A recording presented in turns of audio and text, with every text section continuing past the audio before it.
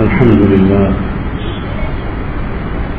لله وكفى وسلام على عباده الذين اصطفى أما بعد أعوذ بالله من الشيطان الرجيم بسم الله الرحمن الرحيم وما خلقت الجن والإنس إلا ليعبدون وقال الله تعالى يا أيتها النفس المطمئنة ارجعي إلى ربك راضية مرضية فادخلي في عبادي وادخلي جنتي.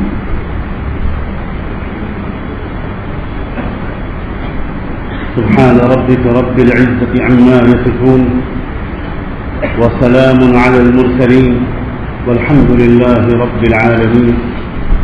اللهم صل على سيدنا محمد وعلى آل سيدنا محمد وبارك وسلم. اللهم صل على سيدنا محمد وعلى آل سيدنا محمد وبارك وسلم. اللهم صل على سيدنا محمد وعلى آل سيدنا محمد وبارك وسلم.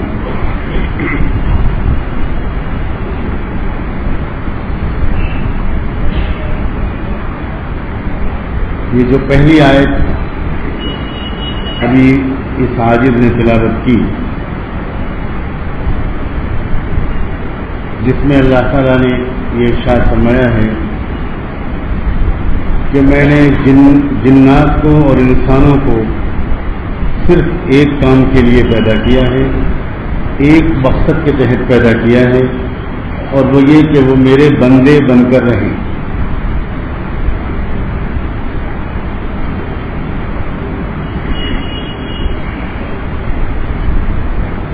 عام طور پر اس آیت کا جو سادہ سا ترجمہ کیا جاتا ہے، ایک طالب علمانہ احساس ہوتا ہے کہ اکثر لوگوں کی سمجھ میں اس سادہ سے ترجمے کے نتیجے میں اس آیت کا پورا مفہوم نہیں آ پاتا،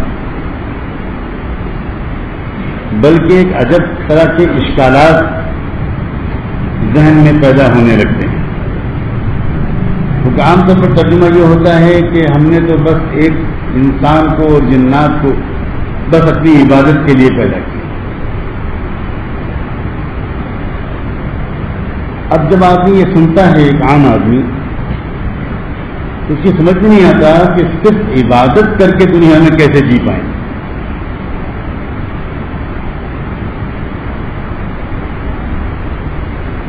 دنیا میں انسان کو کام تو اور بھی بہت سے کرنے پڑتے ہیں،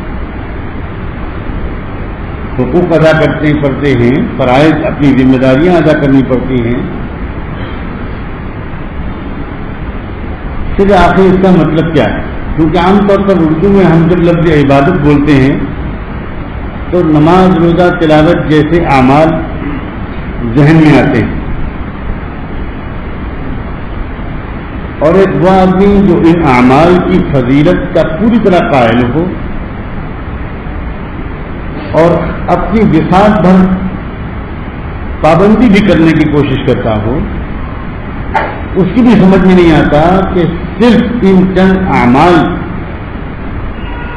میں مشغول رہ کر تو زندگی نہیں گزر پائے. اللہ تعالی اپنے کرم سے آج کی اس مجلس میں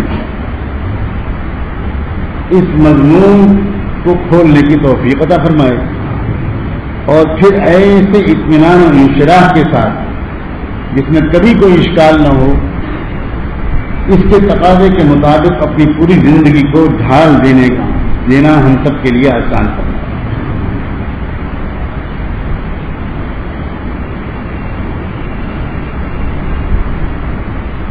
یہ جو عبادت کا لفظ ہے نا، یہ عربی زبان میں اس کے جو معنی ہوتے ہیں وہ یہ ہوتے ہیں کہ سڑک کو اس طرح بنانا،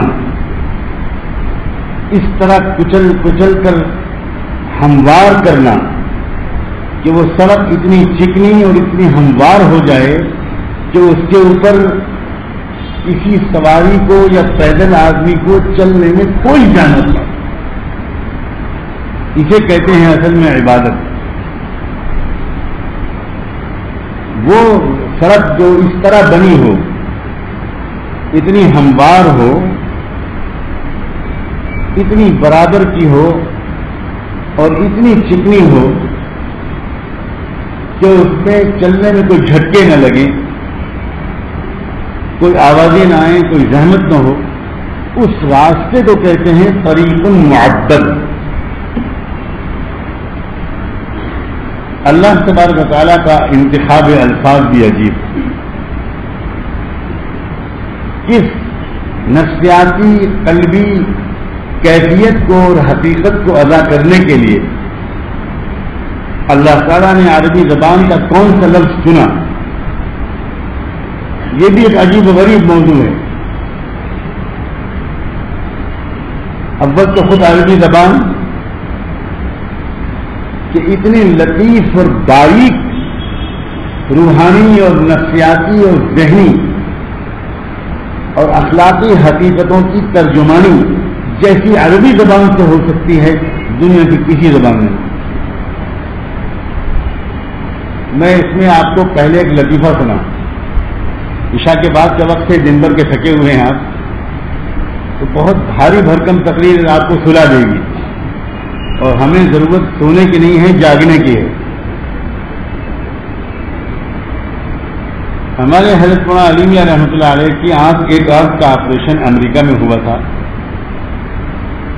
جب سرجن نے ان کی آنکھ کا آپریشن کیا تو اس کے بعد اس نے کہا، مبارکباد دی کہ مبارک ہو آپ کو، آپریشن بہت کامیاب ہوا ہے. اور اس کے بعد اس نے صرف ایک بات کہی کہ اگلے 12 گھنٹے تک آپ روئیے گا نہیں، پلیز ڈونٹ ویپ. تو حضرت مولانا کا تو عجیب ذوق تھا. بہت بڑے عربی زبان کے وہ ادیب تھے. عربوں نے لوہا مانا تھا کہ دنیا میں اس وقت کوئی عرب بھی ایسا عربی زبان کا ماہر نہیں ہے جیسا وہ تھے. حضرت مولانا نے سنایا یہ واقعہ کہ میری ادبی رگ پھڑک گئی، اور میں سوچنے لگا کہ ان بیچاروں کے پاس، انگریزوں کے پاس، انگریزی بولنے والوں کے پاس رونے کے لیے 2-3 قسم کے لفظ ہیں. اب یہ آپریشن کے بعد کے رونے کے لیے بھی وہی بول رہے ہیں، اور بچہ جو روئے گا وہ بھی وہی، اور ایک عاشق اپنے محبوب کی جدائیگی کے غم میں جو روئے گا تو اس کے لیے بھی وہی، اور زور سے روئے گا تو زیادہ تر کرائی کہہ دیں گے اور کوئی لفظ ہی نہیں ہے. اتنی بیچاری غریب زبان ہے انگریزی کہ ہم جیسے لوگوں کو تو اس زبان کو زکات نکالنی چاہیے. ہم ہیں صاحب نصاب اور یہ ہیں فقیر. ان الصدقات للفقراء. عربی زبان میں رونے کے لیے 150 سے لے کر 250 تک الفاظ. آپ کہیں گے کیا عربوں کو محرم کی طرح صرف رونا ہی آتا تھا کیا؟ کیوں آخر اتنے الفاظ نہیں؟ الگ الگ کیفیات کا الگ الگ رونا ہوتا ہے. کوئی اللہ کی یاد میں روتا ہے، کوئی اللہ کی محبت میں روتا ہے، کوئی گناہوں پر شرمندگی میں روتا ہے، کوئی درد و تکلیف سے روتا ہے، کوئی بیماری سے روتا ہے، کسی کے گھر میں کوئی انتقال ہوتا ہے تب روتا ہے، کبھی خوشی کے آنسو نکلتے ہیں، وغیرہ وغیرہ وغیرہ. ان سب کے لیے الگ الگ الفاظ ہیں. اتنی مالدار زبان ہے عربی، اور بلا وجہ اللہ تعالیٰ نے عربی زبان کا انتخاب آخری کتاب اور آخری رسول کے لیے نہیں کیا. اللہ اعلم حیث یجعل رسالتہ. اللہ زیادہ بہتر جانتا ہے کہ اپنے پیغام کو کہاں بھیجے، کس کو سنے.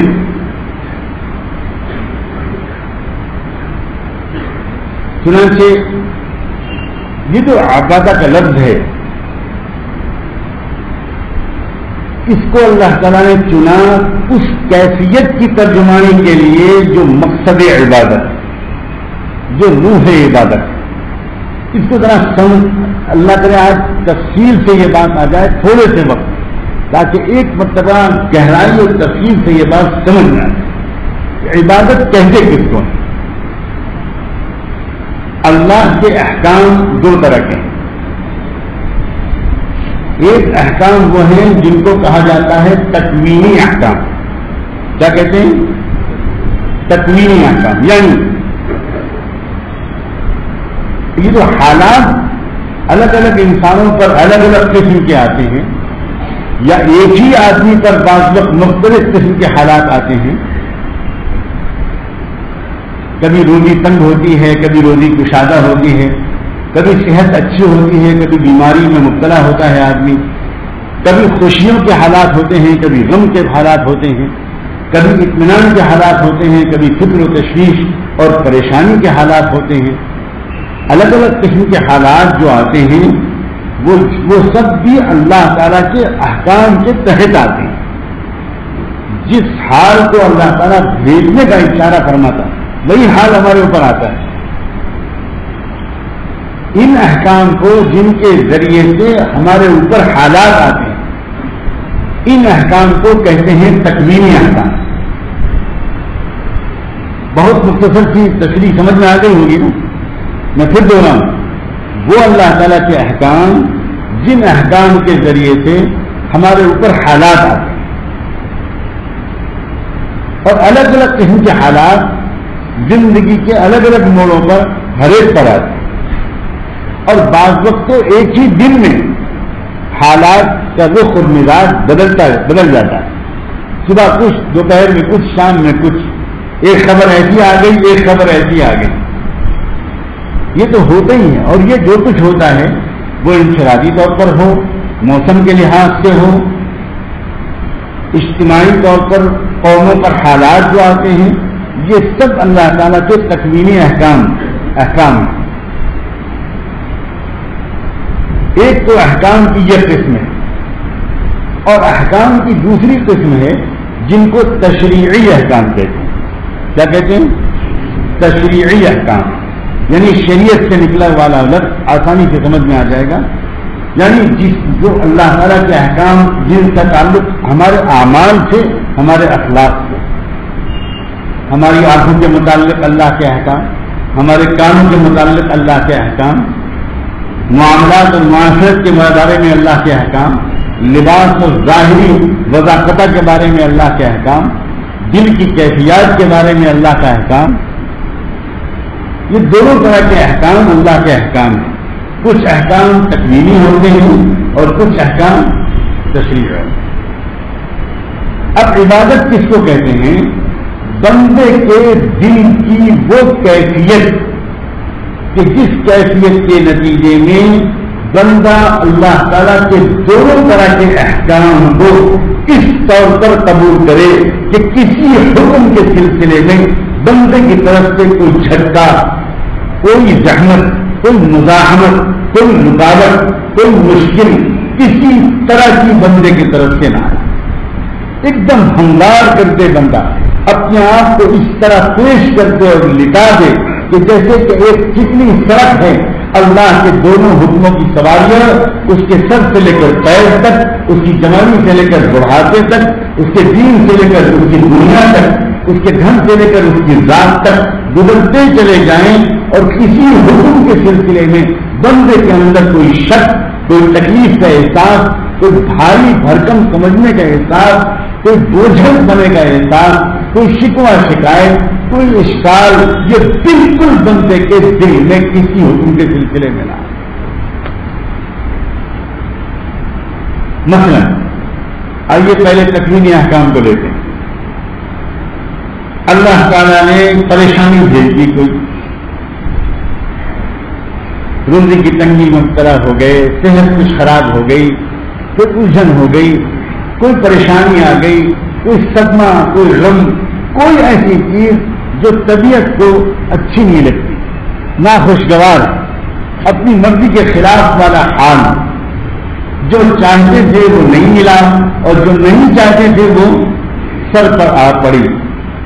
اب بندے کی دل کی یہ کیفیت ہو کہ بندے کو تکلیف تو ہو رہی ہے، اندر سے اس کو یہ ناخوشگوار حال تو ہے، لیکن بندہ یہ کہتا ہے کہ میرے اللہ میں اپنی بساط کے مطابق، اپنی حیثیت کے مطابق اپنے آپ کو راضی کرنے کی کوشش کر رہا ہوں آپ کے اس حکم کے سلسلے میں۔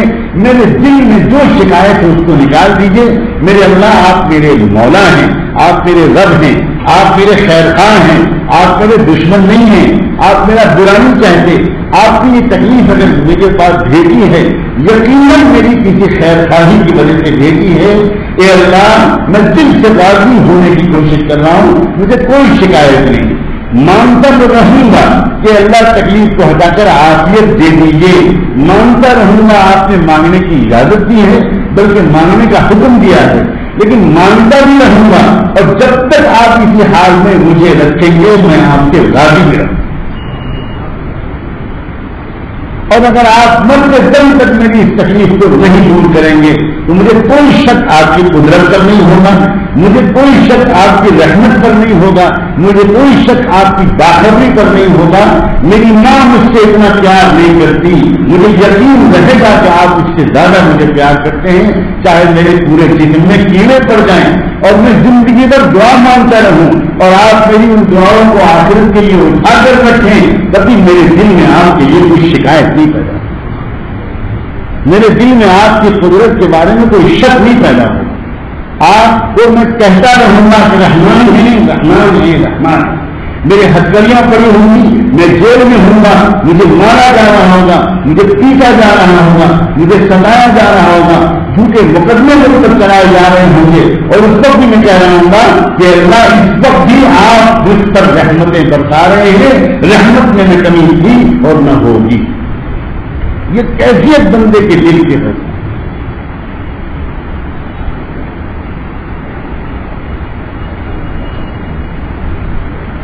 نہ کوئی شکایت ہو اور نہ کوئی شک ہو، کسی طرح کی کوئی شکایت ہو، بالکل اپنے آپ کو حوالے کر دیا مولا۔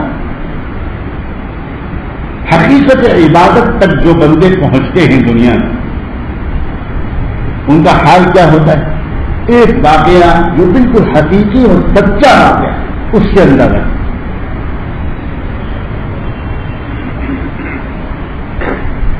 اللہ کے ایک بڑی کامل، ایک بڑے شیخ، ایک بڑے بزرگ جن کے ذریعے سے اپنے زمانے میں بڑا خیر پھیلا، آخر زمانے میں ایک عجیب طرح کی آزمائش میں مبتلا، اور آزمائش یہ ہوئی کہ جب زندگی کے آخری دن سے بڑھاپا تھا تو ایسی بیماری لگی کہ جس کو کسی علاج سے جس سے ان کو شفا نہیں تھی، اور بالآخر ایک ایسا وقت آیا کہ ان کے پورے جسم میں زخم پڑ گئے اور ہر زخم میں سینکڑوں ہزاروں کیڑے پڑ گئے، سر کے سے لے کر پیر تک کیڑے ہی کیڑے۔ ایسے آدمی کی خدمت اور تیمارداری بھی بہت دن تک گھر والے نہیں کر پاتے۔ بالآخر ایک عجیب کیفیت ہو گئی اور اکیلے پڑے ہوئے تھے جنگل۔ ان کے ایک بہت خاص تربیت یافتہ شاگرد کو جس نے ان سے دین سیکھا تھا اور بہت فیض حاصل کیا تھا، جو دور کسی اور شہر میں رہتے تھے، انہی کے حکم سے دین کی خدمت کے لیے کہیں اور جا کر بسے تھے، انہیں خبر ملی کہ میرے شیخ کا اب یہ حال ہو گیا۔ وہ سب چھوڑ چھاڑ کر اپنے شیخ کی عیادت اور خدمت کے ارادے سے اس جگہ پر پہنچے اور ڈھونڈتے ڈھانڈتے جنگل کی اس جگہ پر پہنچ گئے اور جا کر دیکھا تو چیخ ہی نکل گئی کہ یہ اللہ، یہ آپ کا بندہ کس حال میں پڑا، کیا ہو رہا ہے؟ پورے سر سے پیر تک زخم اور کیڑے۔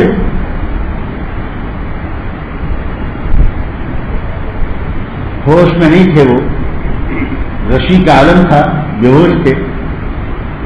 اس اللہ کے بندے نے پڑھ پڑھ کر دم کرنا شروع کیا، نماز پڑھ کے دعا مانگی کہ اللہ اپنے کرم سے اپنے اس بندے کو شفا دے دینے کا، انہیں صحت دے، اور آخر میں یہ بھی مانگا کہ اگر آپ کی طرف سے ان کے لیے اب صحت و شفا مقدر نہیں ہے، اتنی مان لیجیے میری درخواست کہ تھوڑی دیر کے لیے ان کو ہوش میں لے آئے، میں ان سے کچھ پوچھ لوں۔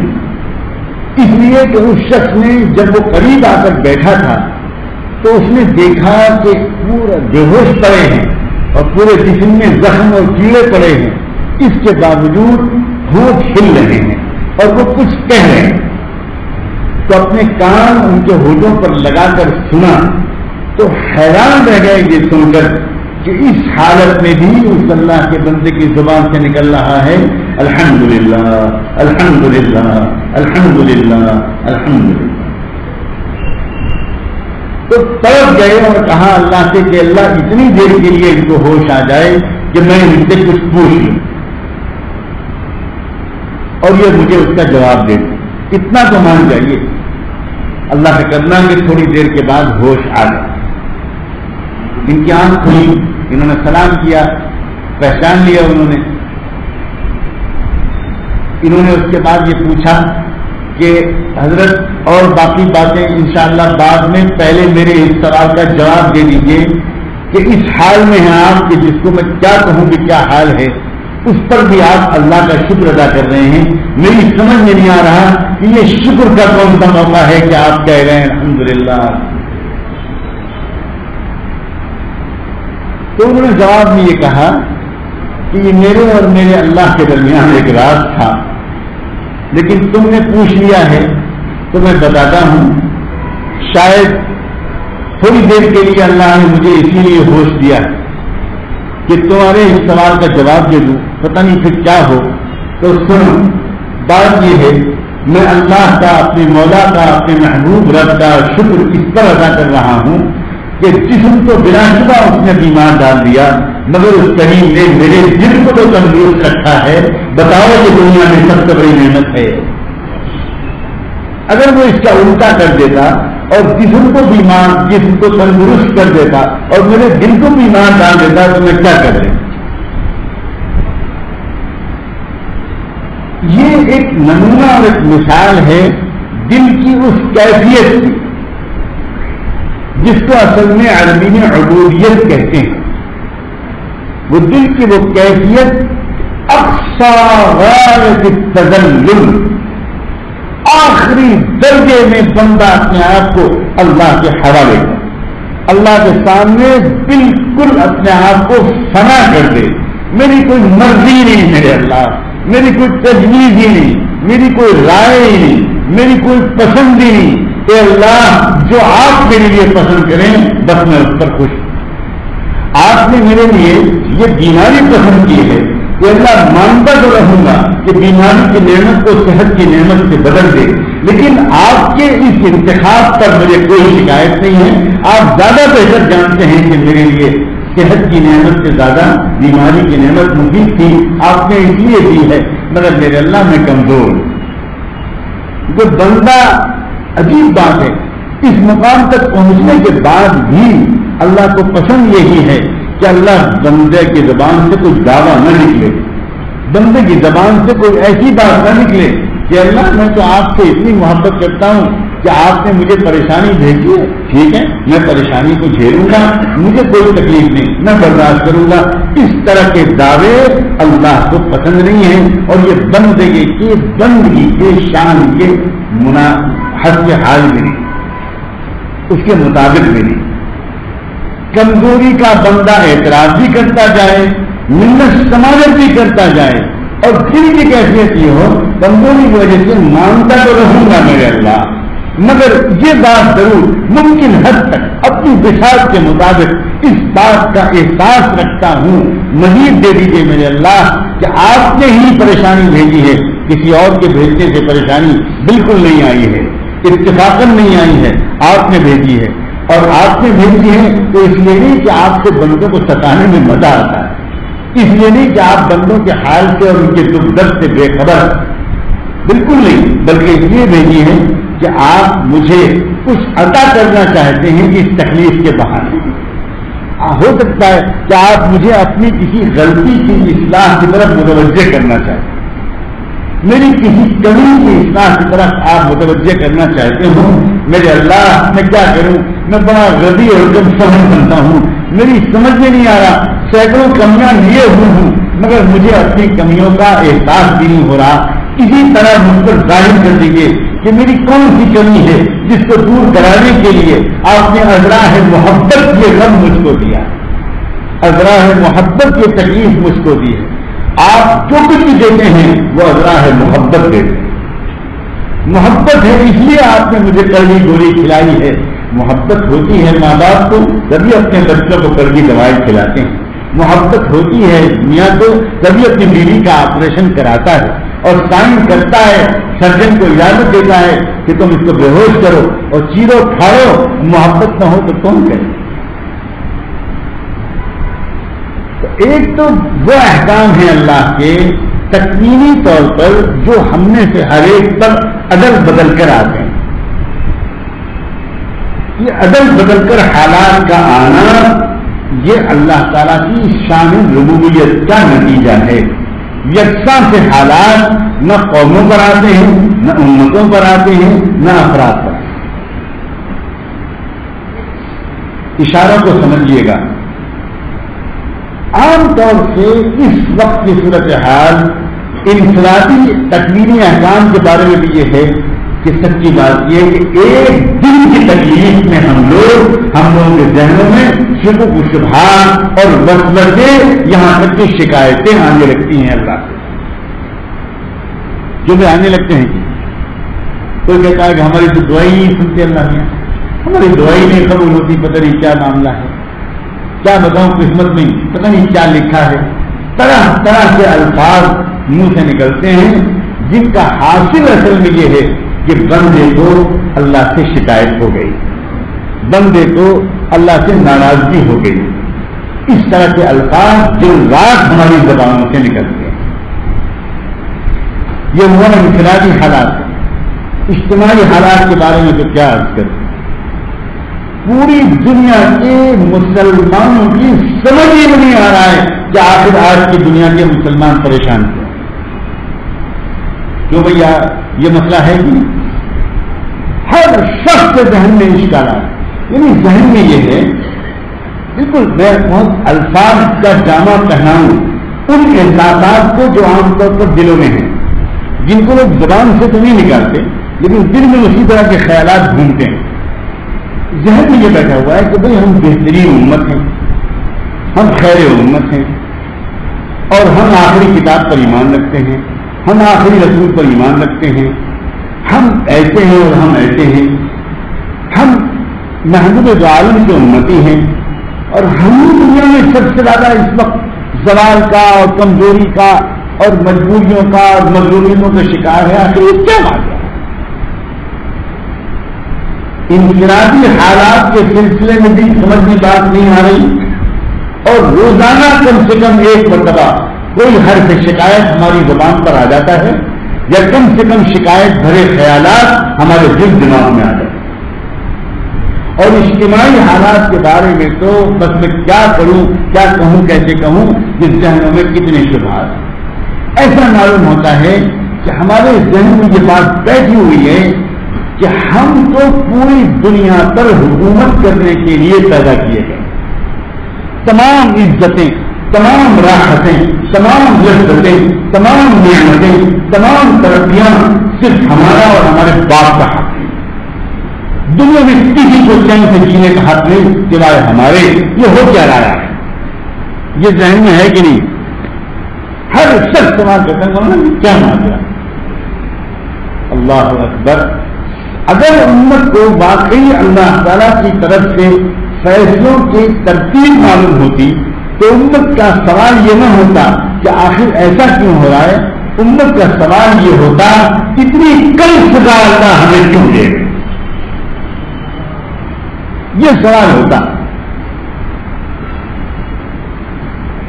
کیونکہ جو ذمہ داریاں ہمارے کندھوں پر ہیں, ہمیں جیسا بننا چاہیے تھا دنیا کی قوموں کے لیے, جس طرح ہمارے دلوں کے اندر رحمت کے اور دعوت کے جذبات ہونے چاہیے تھے, جس طرح دنیا کے ایک ایک انسان کے لیے ہمیں دعا مانگنی چاہیے تھی, کم سے کم اپنے پڑوسیوں کے لیے دعا مانگنی چاہیے تھی, اپنے محلے کے رہنے والوں اور اپنے شہر کے رہنے والوں کے لیے دعا مانگنی چاہیے تھی, جس طرح ہمیں ان تک اللہ کے دین کی بات کو پہنچانا چاہیے تھا, ہم نے کچھ نہیں کیا. اس کے باوجود ہمارا حال یہ ہے کہ ہمارا جی یہ چاہتا ہے کہ ساری دنیا کی نعمتیں اور حکومتیں صرف ہم کو مل جائیں.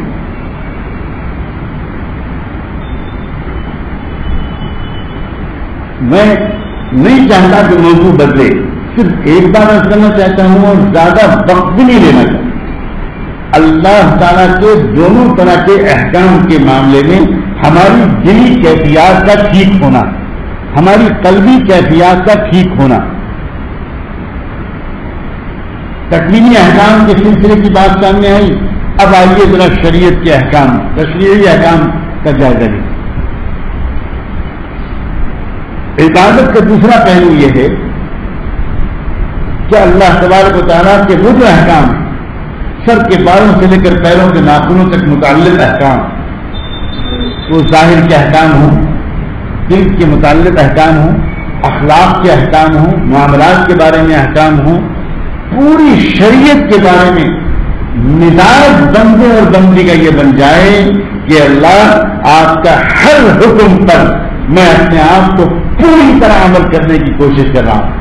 اللہ آپ کا ہر حکم کامیابی کے ضامن، آپ کا ہر حکم سلامتی کا پیغامبر، آپ کے ہر حکم میں ہی نجات، آپ کا ہر حکم میں ہی فطرت، آپ کے ہر حکم میں ہی ترقی، آپ کا ہر حکم فطرت کے تقاضے کے مطابق ہے، آپ کا ہر حکم میں ہماری کامیابی ہے۔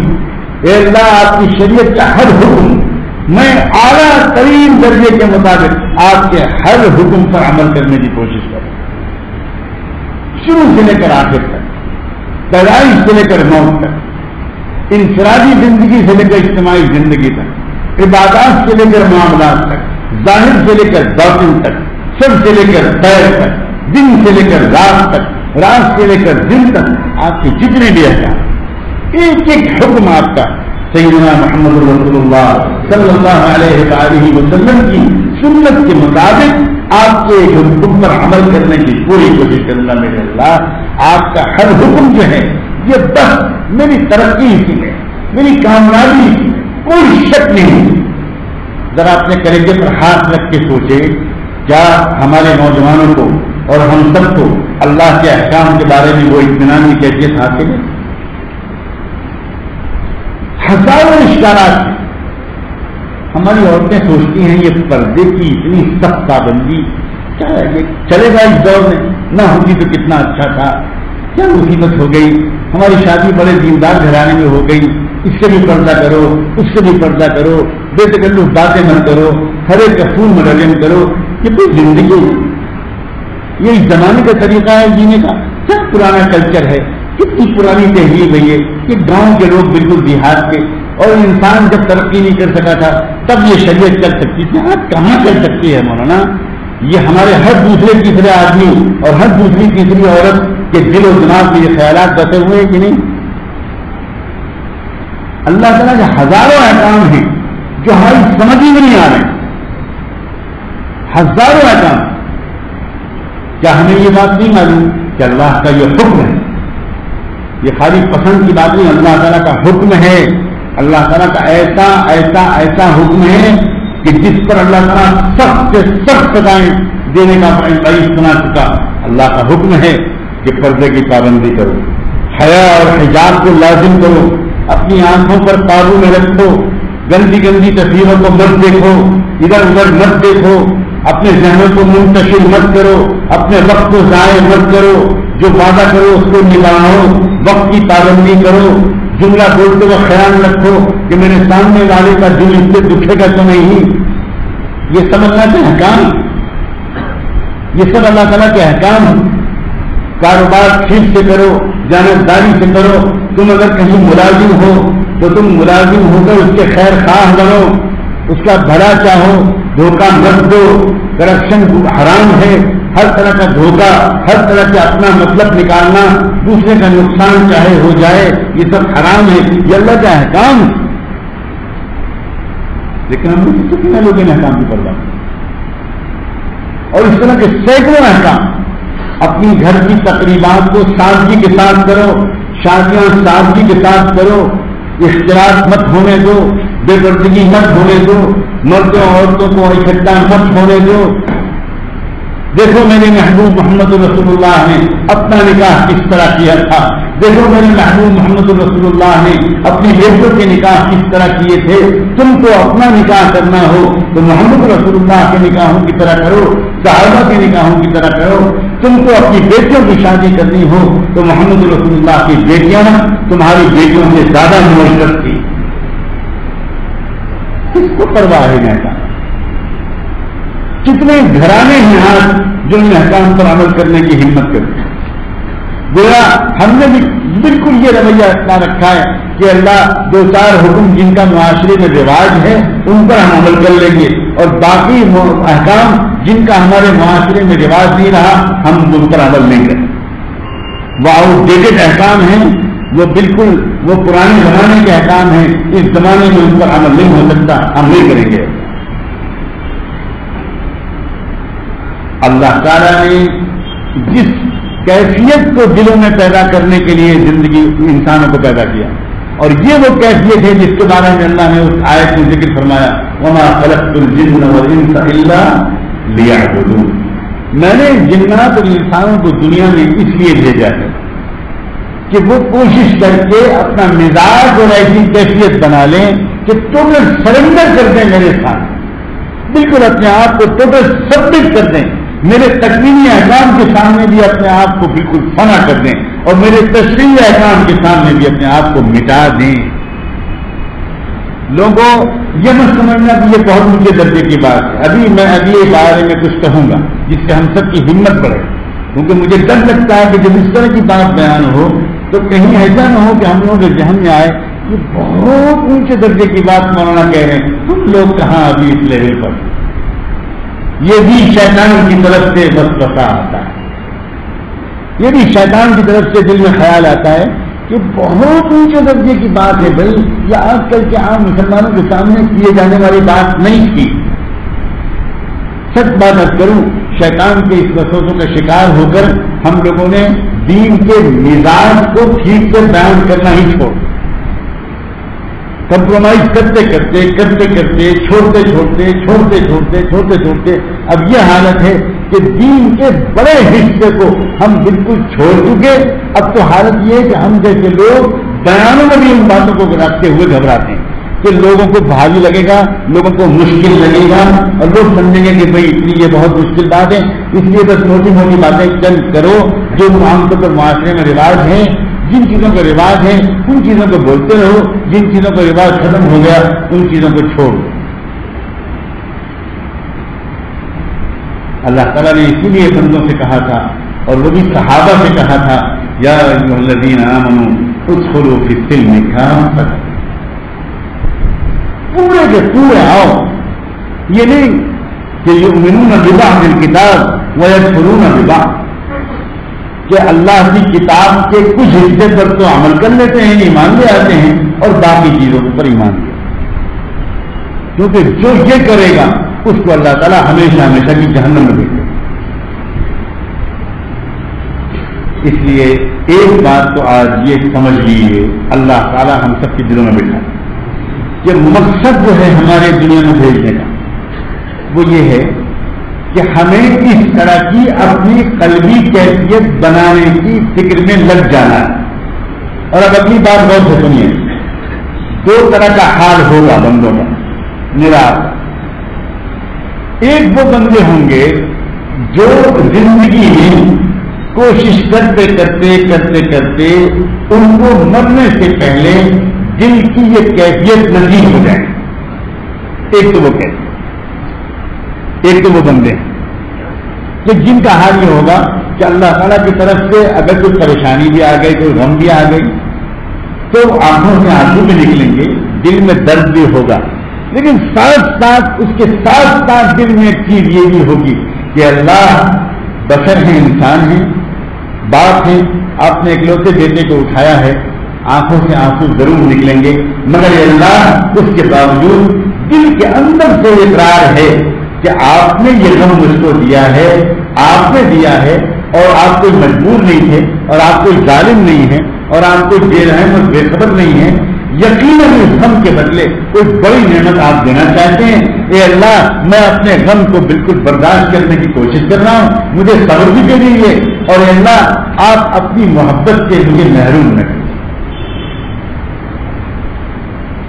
کوئی غم آدمی پر پڑے.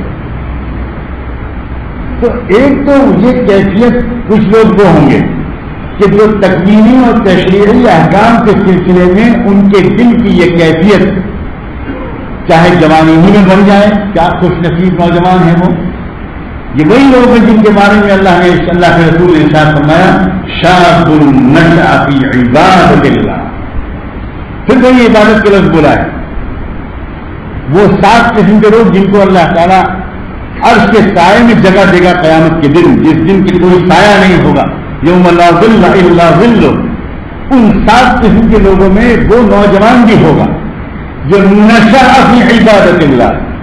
اب پھر بھائی ہم لوگ سارا سے ترجمہ کرتے ہیں جو اللہ کی عبادت میں پڑھا ہو۔ عربی اور اردو کا جو فرق ہے نا، اس نے بہت مسئلہ بنا دیا ہے۔ آپ باہمت لوگ ہیں ماشاءاللہ، اللہ کرے اب آپ کی نئی نسل کے اندر یہ ذوق پیدا ہو اور آپ اپنے بچوں کے بارے میں یہ طے کر لیں کہ یہ اور زبانیں بھی جانے گا لیکن اسے سب سے پہلے قرآن کی زبان سے، عربی زبان کے ساتھ جو ہمارا سلوک ہے، عربی زبان کے ساتھ جو ہمارا برتاؤ ہے، یہ کمپرومائزنگ اسلام ہے کہ جس کو کھل کر ہم لوگ بیان نہیں کرتے۔ شیخ اسلام ابن تیمیہ رحمۃ اللہ علیہ اپنی کتاب اقتداء الصراط المستقیم میں متصل اور صحیح سندوں کے ساتھ ایک حدیث نقل کی، اور وہ حدیث یہ ہے کہ من تکلم بالعربیۃ بغیر العربیۃ وهو یجیدها فهو منافق، جو شخص عربی اچھی بول سکتا ہو اس کے باوجود وہ عربی کو حقیر سمجھنے کی وجہ سے، مثلا یا غیر تہذیب سے مروریت کی وجہ سے عربی زبان نہ بولے کوئی اور زبان بولے، آپ نے ارشاد فرمایا وہ منافق۔ زبانی سب اللہ کی ہیں، مگر مجھے اس کے کہنے میں کوئی ہجک نہیں ہے کہ جو محبت رحمت العالم سیدنا محمد رسول اللہ صلی اللہ علیہ وآلہ وسلم کو عربی سے تھی، وہ محبت کسی اور زبان سے نہیں ہوتی۔ اس لیے جو لوگ اب تک عربی نہیں سیکھ سکے وہ تو نازل ہوں شرمندہ، اور میں تو کہتا ہوں اللہ کرے کہ اس کا انتظام کہ کچھ نہ کچھ عربی زبان سیکھیں، یہ بھی اللہ تعالیٰ کو پسند، اور میں تو حقیقت اسلام جو سمجھ میں آتی ہے، جو براہ راست عربی زبان سمجھنے کے نتیجے میں عربی اسلام سمجھ میں آتا ہے، سیکنڈ ہینڈ اسلام، اگر دوسری زبانوں کی مدد سے ہم اسلام کو سمجھیں گے تو سیکنڈ ہینڈ اسلام سمجھ میں آئے گا۔ اس کی بہت دلیل ہے، ایک عربی کا صبر ہے، ایک اردو کا صبر ہے، ایک عربی کا شکر ہے، ایک اردو کا شکر ہے، بالکل زمین آسمان کا فرق ہے۔ عربی کے صبر کا مطلب جانتے کیا ہوتا ہے؟ عربی کے صبر کا مطلب ہوتا ہے نفس کے خلاف پیش آنے والے سارے حالات کے باوجود جو عظیمت کا مقام ہے، جو اونچا درجہ ہے دین کا، اس پر جمع رہنا، یہ ہے صبر۔ اور اردو کا صبر کیا ہے؟ جو سمجھ لو ہلکے سے لو، یہ اردو کا صبر۔ اصطلاح زبان کے بدلنے سے دین کے مفہوم بدل گئے۔ چنانچہ وہ جو حدیث ہے نوجوان کی، جس میں اللہ کے رسول نے ارشاد فرمایا کہ عرش الہی کے سائے میں جو 7 قسم کے لوگ ہوں گے قیامت کے دن، اس میں سے ایک وہ نوجوان بھی ہوگا جو اللہ کی عبادت میں پڑا ہوا۔ اب ایک نوجوان آج کل یہ بات سنتا ہے، سوچتا ہے میرے کیا بس کی بات ہے، یہ تو کسی ایسے نوجوان کا تذکرہ ہے جو نہ اسکول جائے، نہ کالج جائے، نہ پڑھے، نہ لکھ لے، نہ جاب کرے، نہ آفس جائے، نہ دکان پہ جائے، یہ تو بچانا خانخانے میں بجانے کا، مسجد میں بجانے کا، اللہ اللہ کرتا رہے گا، بس پیٹ میں پتھر باندھے گا، کسی نے کچھ خیرات دے گی تو کھا لے گا، نہیں تو بھوکا رہے گا۔ یہ تو وہ نوجوان، یہ صرف اس لیے ہے کہ ہم نے اس سے ترجمہ کر دیا اللہ کی عبادت میں پڑا۔ حالانکہ سچی بات یہ کہ یہ وہ نوجوان ہے جس نوجوان نے نوجوانی کی زندگی میں حضرت مریم علیہ السلام کی طرح اس مقام ولایت کو حاصل کر لیا کہ اگر اللہ تعالیٰ نے اس کی مرضی کے خلاف حالات اس پر بھیجے تو اس نوجوان نے ایک حرف شکایت اس کے دل میں بھی نہیں آیا۔ اس نے کہا میرے مولا آپ میرے رب ہیں اور میں آپ کو بندہ ہی تو ہوں، بندہ ہوں میرے اللہ، جس طرح مردے کو اس سے نہلانے والا جس طرح چاہے نہلاتا ہے، گرم پانی سے نہلائے یا ٹھنڈے پانی سے نہلائے، اٹھا کے بٹھائے، کروٹ دلائے، کلی کرائے، کچھ کرائے، اے اللہ میں تو آپ کے ہاتھ میں ویسے ہوں جیسے نہلانے والے کے ہاتھ میں مردہ، مجھے کوئی شکایت نہیں، ہاں مانتا رہوں گا میرے اللہ کہ میں کمزور ہوں، مجھے ایسی تکلیفوں میں مبتلا ہوں۔ اور اسی طرح وہ نوجوان اللہ تعالیٰ کی شریعت کے سارے احکام پر عمل کرنے کی کوشش کرتا، کسی حکم میں اسے دشواری محسوس نہ، اس کو کہیں پر اجنبیت محسوس نہ ہوتی ہو، تو جو نوجوانی ہی کے زندگی میں کوشش کر کے جس کے دل کی اس درجے کی کیفیت ہو گئی، آپ بتائیں عرش الہی کے سائے کا وہ مستحق ہوگا کہ نہیں؟ تو کچھ تو لوگ وہ ہوں گے امت میں جو زندگی ہی میں پہنچ جائیں گے اس مقام پر. اے اللہ ہم سب کو ان میں بنا دیجیے. جانتے ہیں ان کو کیا انعام ملے گا؟ ان کو وہ انعام ملے گا جن کا جس کے بارے میں نے وہ آیت پڑھی تھی، یا ایتھا النفس المطمئنہ ارجعی الی ربک راضیۃ مرضیہ فادخلی فی عبادی وادخلی جنتی. یہ وہ لوگ ہیں جن کی جب موت کا وقت قریب آئے گا، جب ان کے انتقال کا وقت قریب ہوگا، تو نہایت حسین شکل میں فرشتے ان کے پاس آئیں گے اور اس آیت کی تلاوت کریں گے. اللہ کی طرف سے ان کو پیغام پہنچائیں گے، اے وہ نفس جو ہر حال میں مطمئن تھا، جو نفس کے خلاف والے حالات میں بھی کوئی تشویش، کوئی الجھن، کوئی فرسٹریشن، نیند کا حرام ہونا، کوئی پریشانی، کوئی شکوک و شبہات، یہ بالکل اپنے دل پر نہیں آنے دیتا. اور سارے شریعت کے احکام جو تیری طرف آتے تھے، جن کا تو مکلف اور مخاطب بنتا تھا، تو آگے بڑھ کر ان کو قبول کرتا تھا، بشاشت سے عمل کرتا تھا، بغیر کسی ریزرویشن کے، بغیر کسی تکلف کے، بغیر کسی تردد کے، بغیر کسی ریزسٹنس کے. جب اس طرح کو کرتا تھا تو تجھے اب آج لقب کیا مل رہا ہے؟ تجھے تمغہ کیا پہنایا جا رہا ہے اللہ کی طرف سے؟ یا ایتھا النفس المطمئنہ. انتقال کے وقت ایک سنہرا تمغہ اللہ کی طرف سے عطا ہوگا، اور اللہ تعالیٰ اس سے کیا کہلائیں گے؟ ارجعی الی ربک راضیۃ مرضیہ. اپنے اس مربی کی طرف اب واپس آ جا، تو اس سے راضی تھا اور میں بھی تجھ سے راضی، میں تجھ سے بعد میں راضی ہوا، تو مجھ سے پہلے راضی. اشاروں پر غور کرنے کی کوشش کیجیے گا. ہم یہ چاہتے ہیں کہ اللہ ہم سے راضی ہو جائے. اللہ جواب میں ہم سے کہتا ہے، تم روز مجھ سے کہتے ہو کہ ہم سے راضی ہو جائیے، اور تم تو مجھ سے ناراض پھرتے رہتے ہو ہر وقت. مجھ سے کہتے ہو میں تم سے راضی ہو جاؤں، اور میں ذرا سا سر میں درد بھیج دیتا ہوں تم مجھ سے ناراض ہو جاؤ.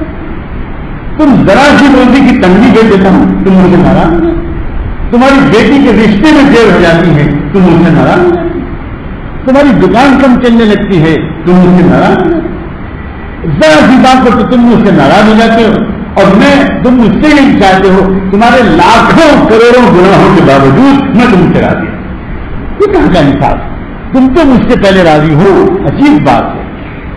بندہ کہتا ہے اے رب ہوتے ہوئے تم مجھ سے راضی ہو جا، بندہ ہوتے ہوئے میں تجھ سے راضی نہیں ہوں گا.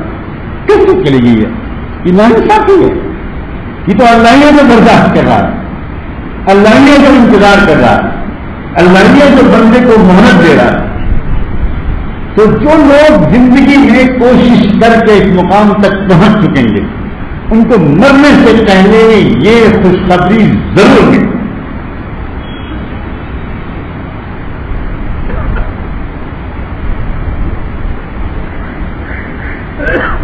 اور آگے اس آیت میں کہا فادخلی فی عبادی. پھر بھائی عباد کا لفظ، پھر بھائی مادہ عبودیت.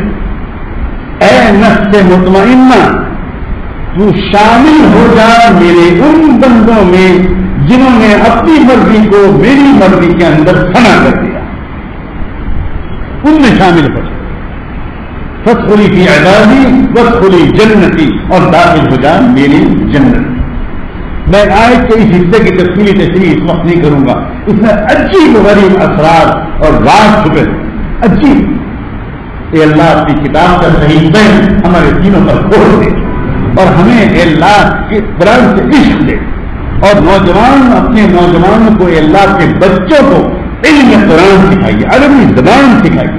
عربی کا ذوق ان کو اگر آ جائے نا، تو کیا میں یہ گستاخی کہنے کی جرت کر سکتا ہوں میں تو واقعی ایک بہت بات مجھ سے میری ایسے نکل رہی ہے کہ میں نے ایک مرتبہ حضرت مولانا علی میاں رحمۃ اللہ علیہ کے سامنے ایک جملہ کہا تھا کہ حضرت میری سمجھ میں نہیں آتا کہ عربی زبان جو لوگ نہیں جانتے وہ دنیا میں جیتے کیسے. تو حضرت نے فرمایا اللہ اللہ اللہ تمہاری زبان سے آج وہ جملہ سنا ہے کہ بار بار میرے دل میں خیال آتا تھا لیکن میں اس کو کبھی کہتا نہیں تھا. بار بار دل میں خیال آتا تھا تو الحمدللہ اس کا مطلب ہے تمہیں ذوق نصیب ہو. یہ تو بڑے من کی بات نہیں ہے. جب نماز میں امام قرآن پڑھتا ہے اور پیچھے کھڑے ہوئے لوگوں کی سمجھ میں نہیں آتا یہ کیسے ان کو نماز میں جی لگتا ہے؟ کیوں محروم کیے ہوئے اپنے آپ کو رستے. عجیب بات ہے آپ کا دوست آپ کو خط لکھے اور وہ آپ کو کسی اجنبی زبان میں لکھے, آپ نہ کھانا کھائیں گے نہ سنیں گے, اس سے پہلے بھی جب تک آپ کسی ٹرانسلیٹر کی مدد سے آپ اس خط کا ترجمہ نہ کریں. لوگ آپ سے کہیں گے ارے بھائی رات میں دیر ہو گئی ہے سو جاؤ کل. ارے کیا بات کرتے ہو, میرے اتنے ڈیئرسٹ اینڈ نیئرسٹ ون کا خط ہے اور وہ چائنا گیا ہے میڈیکل کالج میں, اس نے وہاں سے چائنیز زبان میں مجھے اپنا معروف کرنے کے لیے لکھ مارا.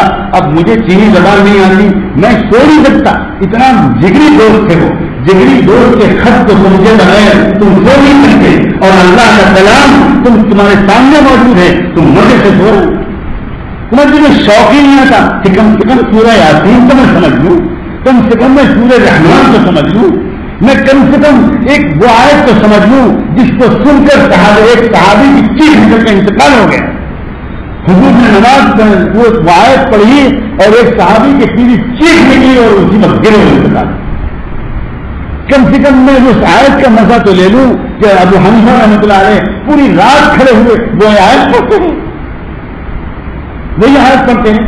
کیسے لوگ جی رہے ہیں, کیوں نہیں لیتے اس حقیقی لذتیں. چنانچہ فَادْخُلِي فِي عِبَادِي وَادْخُلِي جَنَّتِي, اس آیت کے حصے میں بھی اللہ تعالیٰ نے اپنے بندوں کو عبادت کے لفظ سے یاد کر کے پھر ایک مرتبہ مادہ عبودیت کے رازوں کی طرف اشارہ فرمایا. بندہ کیونکہ میں تو بالکل اپنے آپ کو تو نے میرے مرضی کے سامنے فنا کر دیا تھا اور تکوینی احکام ہونے تشریعی احکام دونوں دل و جان سے تو قبول کرتا تھا, اس لیے تیرا نفس مطمئنہ آج قرار دیا جا رہا ہے اور یہ نفس مطمئنہ کو موقع دیا جا رہا ہے کہ یہ داخل ہو جائیں ان بندوں میں جو بندے بھی اسی ذوق کے. فَادْخُلِي فِي عِبَادِي, اس کا کیا مطلب ہے؟ یہ نفس مطمئنہ کے ان بندوں میں داخل ہونے کا کیا مطلب ہے؟ کیا یہ صرف جنت میں پہنچے ہوئے اللہ کے ان بندوں کے اندر اس نفس مطمئنہ کے داخل ہونے کی طرف اشارہ ہے یا دنیا کے اندر ان بندوں کے اندر داخل ہونے کا اشارہ ہے؟ بہت تفصیل ہے. مجھے یہیں پر اس بات کو روک کر اگلی بات کہی, وہ یہ کہ ایک دوسری قسم ان لوگوں کی ہے جو زندگی میں کوشش تو کرتے رہے, کوشش تو شروع کر دی, یہ باتیں سنی, دل میں شوق پیدا ہوا. اور کس کے دل میں شوق نہیں پیدا ہوتا؟ کیا بتائیے آپ کے دل میں شوق پیدا ہوا کہ نہیں؟ کیا یہ شوق نہیں پیدا ہوا؟ یہ دل کے اندر سے دعا نہیں نکل رہی کہ اللہ ہم کو بھی اللہ ایسا ہی ایمان دے دے, ایسا ہی ایمان دے دے. اللہ تعالیٰ اس کہنے والے کی دل کی بھی تمنا قبول فرما لے, سننے والوں کو بھی دل کی تمنا قبول فرما لے. اب کچھ وہ بندے جو ابھی پہنچے تو نہیں اور شاید بڑھتے وقت تک بھی اس کمال تک نہ پہنچ پائیں, لیکن انہوں نے کوشش شروع کر کہ اللہ آج پتا چلا ہے کہ آپ نے دنیا میں ہم کو بھیجا تھا کس لیے؟ اس لیے بھیجا تھا کہ ہمارے دل کی یہ والی کیفیت بن جائے. تو اللہ میں یہ والی کیفیت بنانے کے لیے جو ضروری ہوگا کروں گا, میری مدد کر دیجیے.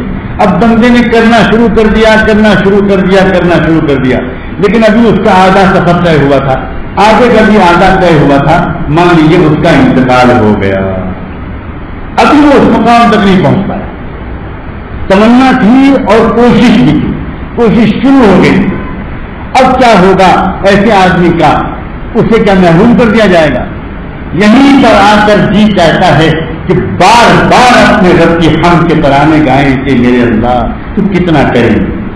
اب اللہ تعالیٰ نے جو بات فرمائی ہے ایسے اپنے بندوں کے لیے, وہ یہ کہ میرے بندے جو آخری مقام تک نہیں پہنچا, ابھی اس نے سفر شروع کیا تھا, اور ابھی اس نے صرف سفر شروع کیا تھا کہ میں نے اس کو موت دے کر اپنے پاس بلا لیا، تو اللہ تعالیٰ کیا کہتا ہے؟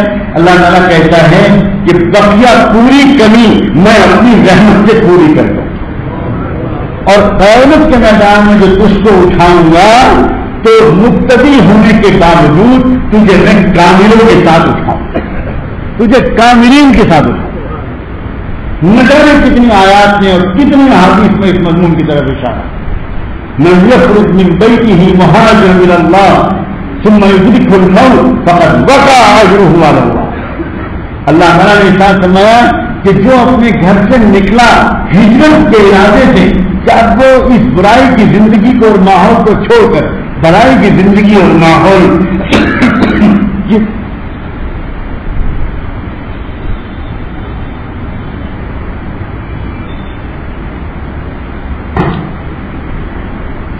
بھلائی کے ماحول اور بھلائی کی زندگی کی طرف منتقل ہو جانے کے لیے کوئی شخص گھر سے نکل پڑا، لیکن ابھی وہ اس مقام پر پہنچا بھی نہیں تھا جہاں اس کو جانا تھا، اور جب پہنچا بھی نہیں تھا تو ابھی اس کی تربیت اور سلوک کہاں طے ہوا، کہاں اس کو وہ سارا ماحول ملا، راستے ہی میں موت آ گئی۔ ثم یدرکہ الموت، اللہ تعالیٰ فرماتے ہیں فقد وقع اجرہ علی اللہ، اللہ کہتے ہیں میں لازم کرتا ہوں کہ اس کو پورا پورا اجر میں اپنے دل میں لازم کرتا ہوں، میں اس کو پورا ثواب۔ اس کا مطلب یہ ہوا کہ منزل تک پہنچنا ہمارے دل میں نہیں ہے، منزل تک پہنچنے کی کوشش شروع کر دینا ہمارے دل میں۔ اب کیا ایسے رحیم رب کے اس اعلان پر بھی ہم سستی کریں، اور کیا زندگی کا مقصد گزارے بغیر زندگی گزارے؟ اللہ تعالیٰ کے تمام احکام کو ایک محبت اور اطاعت کے جذبے سے کرنا، اسے کہتے ہیں عبادت۔ الطاعۃ مع المحبہ، ابن تیمیہ رحمۃ اللہ علیہ نے اپنی کتاب العبودیہ میں جو ترجمہ کیا، اور یہ پورے علماء کا اتفاق ہے، اس اطاعت کو عبادت نہیں کہتے جو مارے باندھے ہو، جو مجبوراً ہو، اس اطاعت کو عبادت کہتے ہیں جو محبت کے ساتھ، جو ذوق و شوق کے ساتھ، اس کو کہتے ہیں۔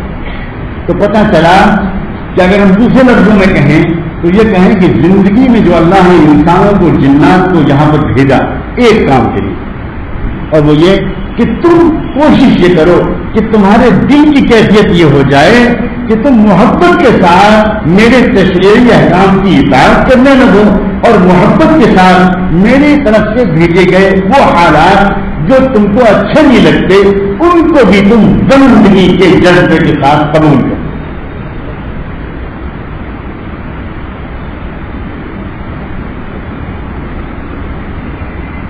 یہ چیز ایسا نہیں ہے کہ مجھے اور آپ کو حاصل نہیں ہو سکتی، ہر چیز ایسی چیز ہے۔ اللہ تعالیٰ ہم سے اور آپ سے مطالبہ ہی نہ کرتا اگر ہمارے اور آپ کے بس میں نہ، ہم سے مطالبہ ہی نہ، اللہ نے ہم سے اس کا مطالبہ کیا۔ اس کا مطلب یہ ہے کہ ہماری آپ کے ودن ریچ ہے، ہم اسے حاصل کر سکتے ہیں، ہماری پہنچ کے اندر ہے، ہم اسے اچیو کر سکتے ہیں، بالکل حاصل کر سکتے ہیں۔ سب سے پہلے تو آج اللہ سے اس کا شوق مانگے کہ اللہ زندگی میں جو مقصد تھا کہ ہمارے دل کی یہ کیفیت ہو جائے کہ وہ بالکل ایک چکنی سڑک بن جائے، اور آپ کے احکام کی گاڑی میرے نفس پر، میرے قلب پر، میرے وجود پر، میرے پوری ذات پر، میرے پورے خاندان پر اس طرح گزرے کہ اسے کہیں جھٹکا ہے، کہیں میری طرف سے ذرا بھی کچھ اور کیوں اور کیسے اور کیوں اس طرح کی بات ہی نہ آئے، بلکہ ہر طرح کے حالات اور ہر طرح کے احکام شوق کے ساتھ میں اس پر عمل کرتا ہوں۔ یہ ہے عبادت، اور یہ ہے ہماری زندگی کا مقصد۔ اب اس کو ذرا زندگی کے تمام کاموں سے جوڑیے۔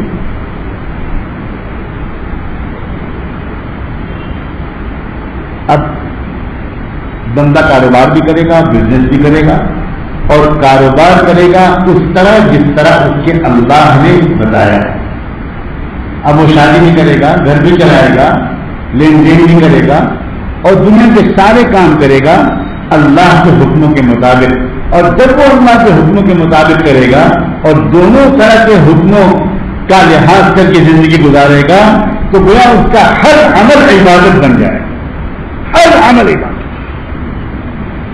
سوچیے دنیا میں کہیں پر کوئی یہ سوچ ہو سکتی ہے کہ تم خالص دنیاوی کام کرو اور خالص مقبول ترین عبادت کا ثواب لو؟ اگر دل کی یہ کیفیت ہو جائے، دل کی یہ کیفیت کیسے ہو، کیا طریقہ ہے اس کا؟ سب سے پہلے تو ارادہ۔ آج ہم اور آپ اس کا ارادہ کریں، اللہ کو حاضر ناظر جان کر، اللہ کو گواہ بنا کر کہ اللہ میں اپنی ذات کو آپ کے سامنے پیش کرتا ہوں، اے اللہ میرے دل کی یہ کیفیت بنا دیجیے۔ سب سے پہلے تو اللہ تعالیٰ سے لجاجت سے مانگیے۔ اللہ ہم سب کے دل کی کیفیت دیکھ رہا ہے، اس وقت اللہ یہیں موجود ہے اور اللہ تعالیٰ دیکھ رہا ہے۔ اللہ ہمارے ساتھ ہے، اللہ ہمارے درمیان ہے، کہیں دور نہیں ہے۔ اللہ محسوس کرنا رہے دل کی کون سا دل دیکھیں، کس کے دل میں شوق ہے۔ اور پھر اس کے بعد جو اللہ تعالیٰ نے اس کے اسباب دنیا میں بنائے ان اسباب کو ہم اور آپ اختیار کریں۔ دنیا میں اللہ تعالیٰ نے ہر چیز کے اسباب بنائے، اللہ تعالیٰ نے دل کی اس کیفیت کی اصلاح کے بھی اسباب بنائے۔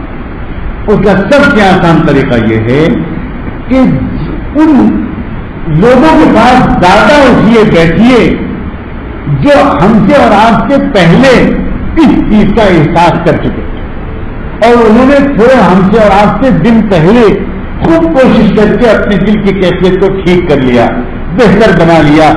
دل کی کیفیت یہ ہے کہ جس طرح سے دل کے پاس وہ بیٹھتا ہے اس سے فوراً متاثر، فوراً متاثر۔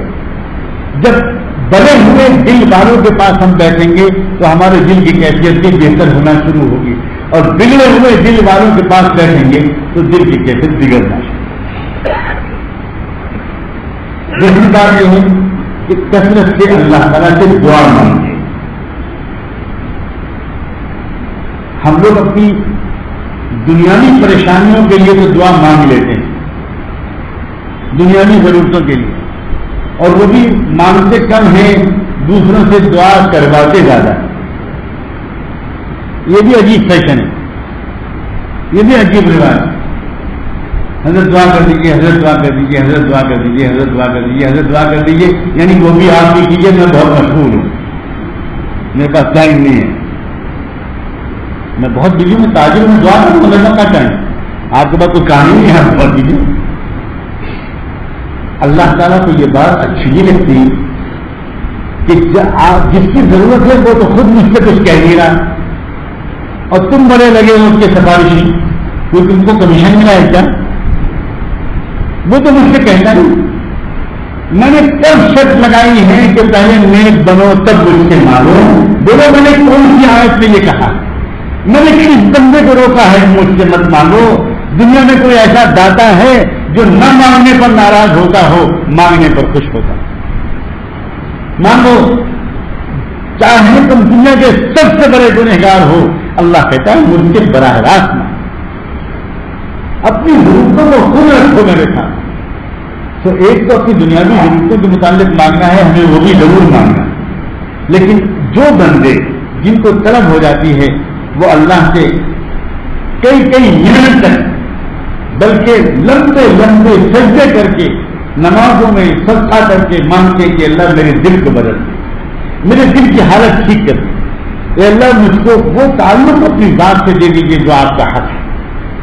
تو ایک بات تو یہ کہ دل کے بنے ہوئے دل والوں کے پاس بیٹھیے، ان کو تلاش کیجیے، ایسے ماحولوں میں ایسی صحبتوں میں جائیے، ایسی کتابوں کو پڑھیے، ایسے بیانات کو سنیے اور اللہ تعالیٰ سے دعا مانگیے، اور جو ترکیب بتائیں وہ بنے ہوئے دل والے وہ خود بتائیں گے کہ بھائی ان کا دل جو کچھ بہتر ہوا تو کیسے ہوا، انہوں نے کتنا اللہ کو یاد کیا، کتنا اللہ تعالیٰ سے اپنا تعلق جوڑا، کتنا تقوی والوں کے پاس اٹھے بیٹھے، کتنا مال خرچ کیا، کتنے صدقے خیرات کیے، کتنی منت سماجت کی، کتنی دعائیں مانگی، تو پھر تم بھی وہی کرو۔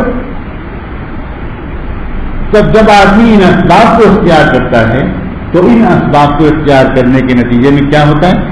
اللہ یہ دیکھ لیتا ہے کہ میرا بندہ سچی طلب رکھتا ہے، اور یہ ذہن میں رکھیے گا، بن مانگے اللہ تعالیٰ دنیا بھر کی بادشاہی کو دے سکتے ہیں، اربوں کھربوں روپے کی دولت کو دے سکتے ہیں، لیکن تقوی اور محبت الہی والا دل بن مانگے وہ کبھی کسی کو نہیں دیا جائے، کبھی نہیں دیا۔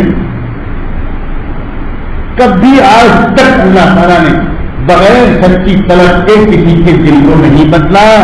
اللہ تعالیٰ تو یہ فرما چکے کہ انل دن تمہا وہ انتم لہا کارہون، تمہیں خود تو کوئی طلب ہے نہیں، بلکہ تم کو تو یہ زندگی اچھی بھی نہیں لگتی، تو کیا تم چاہتے ہو کہ زبردستی اور تم کو یہ والی زندگی دے دوں؟ دنیا کی نعمتیں میں بغیر طلب کے دے سکتا ہوں، دیتا ہوں، لیکن دین اور وہ بھی اس درجے کا دین یہ بغیر طلب کے نہیں ملے گا۔ تمہاری سچی طلب ہو، سچی طلب کی علامتیں ہوتی ہیں۔ سچی طلب والا گھر میں چین سے بیٹھا نہیں رہتا، جس کو جس چیز کی تلاش ہوتی ہے وہ اس کی بازار میں جا کر ڈھونڈتا ہے، وہ 10 لوگوں سے پوچھتا ہے کہ کہاں ملے گی، کیا ہوگا۔ تو جس کو یہ دل کی کیفیت کو بدلوانے کی طلب ہو جاتی ہے نا، وہ بھی چین سے نہیں بیٹھتا، وہ جگہ جگہ اللہ کے راستے میں جاتا ہے، جماعت میں جاتا ہے، کتابیں پڑھتا ہے، بزرگوں کے پاس جاتا ہے، مجلسوں میں جاتا ہے، صحبتوں میں جاتا ہے، کیا کیا کرتا ہے، تنہائیوں میں اللہ تعالیٰ سے مانگتا ہے، چپکے سے کسی غریب کی خدمت کر دیتا ہے، اور اسی وقت چلتے ہوئے یا رات کے اندھیرے میں اللہ سے کہتا ہے اے اللہ آپ کا دیا ہوا مال آپ کے ایک بندے کو آپ کی توفیق سے دے کر آیا ہوں، اس سبزے کو قبول کر کے میرے دل کو بدل دیں، میرے دل کو بدل دیں، اے اللہ میرے دل کو بدل دیجیے، اس طرح مجھے جینا اچھا نہیں لگ رہا، نہ آپ کی محبت ہے، نہ آپ کی یاد ہے، نہ آنکھوں پر کنٹرول ہے، نہ شہوت پر قابو ہے، نہ یہ ہے اور نہ وہ ہے۔ اگر ہمیں اور آپ کو یہ ذوق اور طلب مل جائے اور یہ شوق اور تمنا ہماری جاگ جائے، انشاءاللہ ہم اس راستے کے مسافر تو شمار ہو جائیں گے۔ پھر دو میں سے ایک نتیجہ نکلے گا، یا منزل پر پہنچ جائیں گے تو وہ انعام ملے گا، یا راستے میں رخصت ہو جائیں گے تب بھی کاملین کے ساتھ انشاءاللہ قیامت میں اٹھائے جائیں گے۔ نقصان تو ہو ہی نہیں سکتا، نقصان میں اور محرومی میں صرف وہ رہے گا جو بس تماشا دیکھتا رہے، کوئی طلب نہیں، کوئی پیاس نہیں، کوئی شوق نہیں، کوئی دعا نہیں، کوئی تلاش نہیں، کوئی دوڑ دھوپ نہیں۔ اللہ تعالیٰ اس بے طلبی سے ہمیں چھٹکارا عطا فرمائے اور سچی اور پکی طرف اور ایک دھن ہم سب کو نصیب فرمائے۔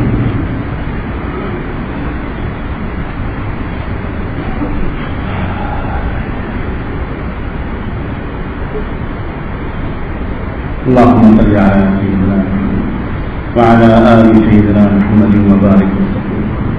اللهم صل على سيدنا محمد وعلى آل سيدنا محمد وبارك وسلم۔ اللهم صل على سيدنا محمد وعلى آل سيدنا محمد وبارك وسلم۔ اللهم اهدنا فيمن هديت، اللهم اهدنا فيمن هديت، اللهم اهدنا فيمن هديت، وتولنا فيمن توليت، وعافنا فيمن عافيت، وقنا شر ما قضيت، إنك تقضي ولا يقضى عليك، إنه لا يذل من واليت ولا يعز من عاديت، تباركت ربنا وتعاليت، نستغفرك ونتوب إليك، نستغفرك ونتوب إليك، نستغفرك ونتوب إليك۔ اے اللہ اے اللہ اے اللہ حقیقت عبادت عطا فرما، حقیقت عبودیت عطا فرما۔ اے اللہ آپ نے جس لیے پیدا کیا تھا کہ اصل کوشش یہ ہونی چاہیے، اصل زندگی کا مقصد یہ ہے کہ اس زندگی کی قدر کرتے ہوئے، اس کے ایک ایک منٹ کا فائدہ اٹھاتے ہوئے اپنے دل کی کیفیت کو ایسا بنا لیں کہ آپ کے ہر قسم کے احکام کے سامنے سہولت کے ساتھ ہم اپنے آپ کو پیش کر دیں۔ اے اللہ کسی حکم کے سلسلے میں اندر سے کوئی تردد، کوئی اشکال، کوئی رکاوٹ، کوئی اختلاف، کوئی شک، کوئی شبہ، کوئی اشکال، کوئی مزاحمت نہ ہو۔ اے اللہ ہم سب کو اے اللہ ایسی ہی بندگی والی زندگی نصیب فرما، بندگی والا ذوق نصیب فرما، اللہ ہمیں مکمل طور پر بندہ بنا دیجیے، اللہ بندگی کے ساتھ جینے والا بنا دیجیے، بندگی کے ساتھ جینے والا بنا دیجیے۔ اے اللہ آج یہ دعا قبول فرما لیجیے۔ اے اللہ ہم سائل ہیں، ہم محتاج ہیں، ہم فقیر ہیں، ہم خالی ہاتھ ہیں، ہم مسکین ہیں، اے اللہ نظر کرم فرما دیجیے، نظر کرم فرما دیجیے، نظر کرم فرما دیجیے۔ اے اللہ آج کی اس مجلس کو قبول فرما لیجیے، دعا قبول فرما لیجیے، دل کو بدل دیجیے۔ اے اللہ ہمارے دل کو بدل دیجیے، ہمارے دل کو بدل دیجیے، ہمارے دل کو بدل دیجیے، ہمارے دل کو بدل دیجیے۔ اے اللہ، اے اللہ، اے اللہ کامل درجے کی اطاعت اور سپردگی عطا فرما، سپردگی عطا فرما، اپنے آپ کو آپ کے حوالے کرنے کی توفیق عطا فرما۔ اے اللہ اور ایک دعا یہ ہے کہ ہم بہت کمزور ہیں، اے اللہ بہت کمزور ہیں، تو کچھ اور بندے ہوا کرتے تھے جو آزمائشوں کے باوجود ذرا بھی ان کے دل میں کوئی تبدیلی نہیں آتی تھی۔